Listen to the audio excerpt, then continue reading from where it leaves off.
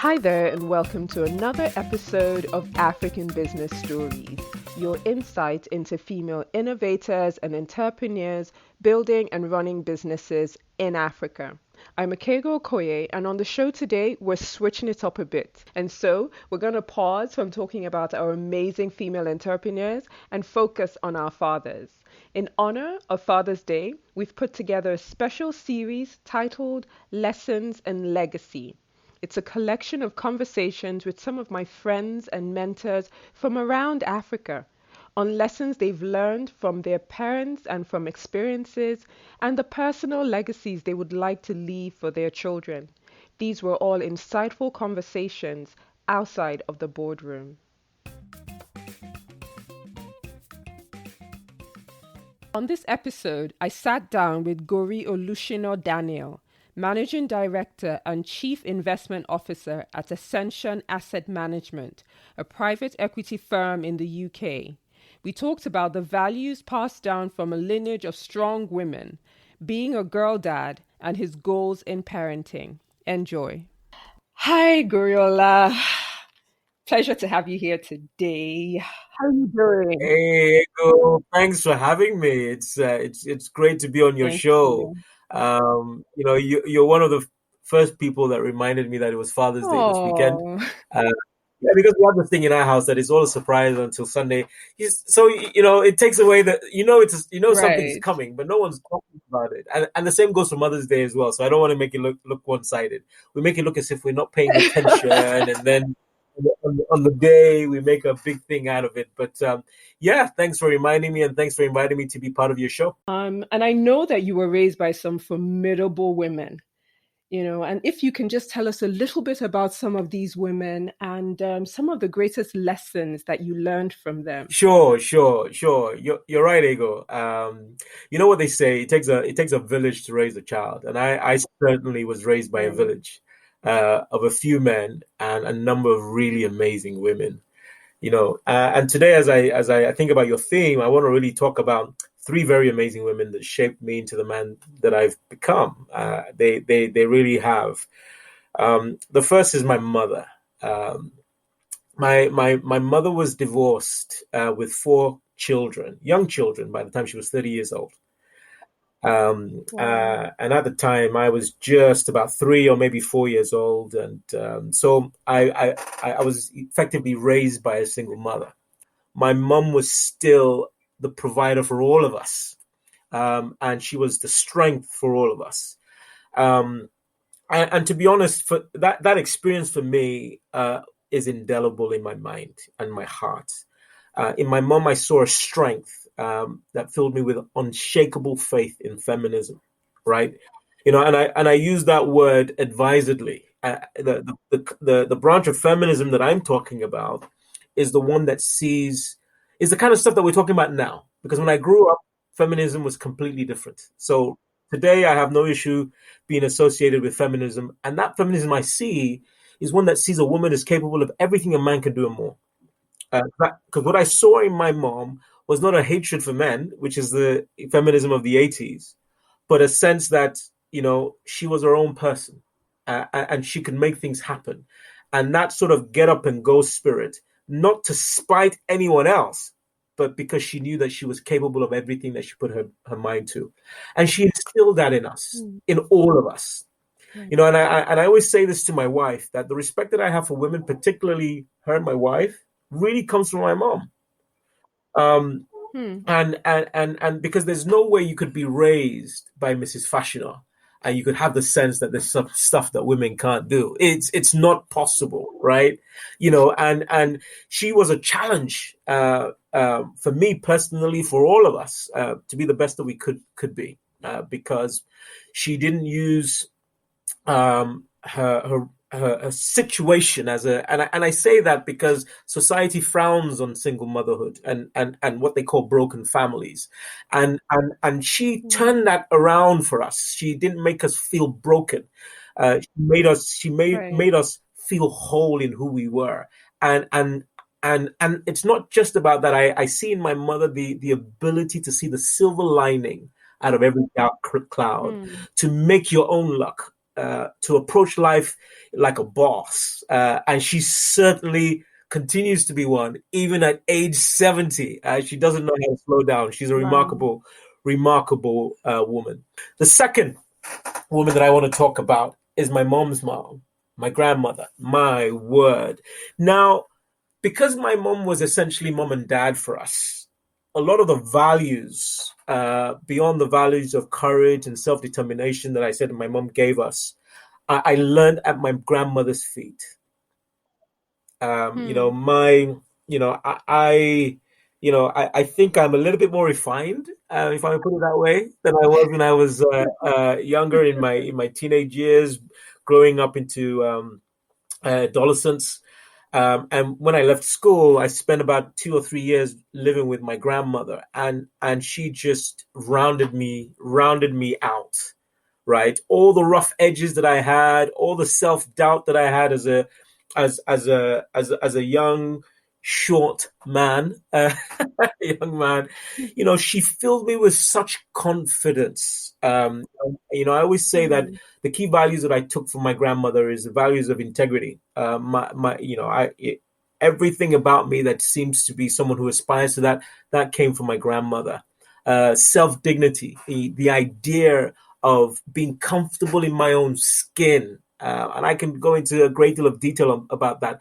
And my grandmother had a way of balancing that self pride with unquestionable humility. Hmm. And for me, these three things are a real cornerstone of the life that I live today. My grandmother Hmm. was defined by understated excellence.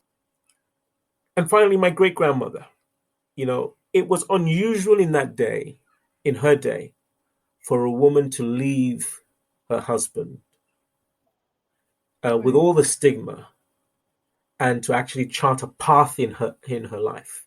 And I think she's the Right. matriarch of our family in the sense of that self determination, that sense that you can take your life in your own hands, you can go counter culture, right? And that you can be all that you can be. There is no way that I can come from a lineage of strong, amazing women like this and turn out any different.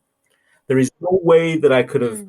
you know, come from that lineage and not recognize the power and the capacity that women have. And yeah, these are the pillars of my life, and to be honest, I can talk about them forever. And I'm grateful for this time just to think about how they enriched my life. And it's something that I Hmm. think about a lot, as you might have discovered in what I've just said, because I Yeah. can't go a day, a week, a month without thinking about these great women and their impact that they've had on my life. That's interesting. So there you are raised by all these strong women, and now you have two daughters of your Yeah. own. So how does that impact how you parent, how you raise these children? How does this experience impact on that? Um, well, it absolutely does. I Because of the mothers in my life, I don't buy into the stereotype of what girls can do. Um, Right. I challenge, and unfortunately, society, even though there's been such advancement, right? Society still puts some sort of stereotypes on girls and boys, right? And and my parents, I've always said this thing: I want to raise my girls like boys, and that is not necessarily to take away their femininity. It's to give them Hmm. that sense that they can achieve anything that they want to put their minds to. Because for some reason we or whether it's the media, whether it's society, shapes these stereotypes in terms of what professions, what orientations women can have. And my parenting Hmm. style is, what's on your heart, what floats your boat. If you don't Right. know it yet, let's have another conversation in 5 minutes to see if you figured it out. Right? And that's what I've done with them, and since they were three. My daughters are 14 and 10, and I'm constantly challenging them and asking them, who are you, what do you want to be, Don't set any limits on yourself. Try different things. Learn from what works. Learn from what doesn't work. And I think that's how I was raised. And I don't think my mom raised me like that because I was a guy. My mom raised my sisters exactly the same way. She raised us to think in terms of possibilities, not to think in terms of Mm. fitting into a box that society sets for us. And I'm doing that with my girls. And my girls are already doing some really amazing things. My 10-year-old has a business that she constantly talks about. So this time of being in lockdown, I ask how was your day. So she first of all talks about what she's done in her business, and then she talks about what she's done in school. At 10, I think that's she's done very well. My 14-year-old, she has all sorts of dreams that she's looking at, and she's more of a girly girl than my 10-year-old. But even with that, she's finding herself. She lives with a great deal of confidence, which has always been my goal for these girls. Because if there's anything that my mother's gave me is that sense of confidence, that sense of living with courage and believing that Mhm. anything was possible.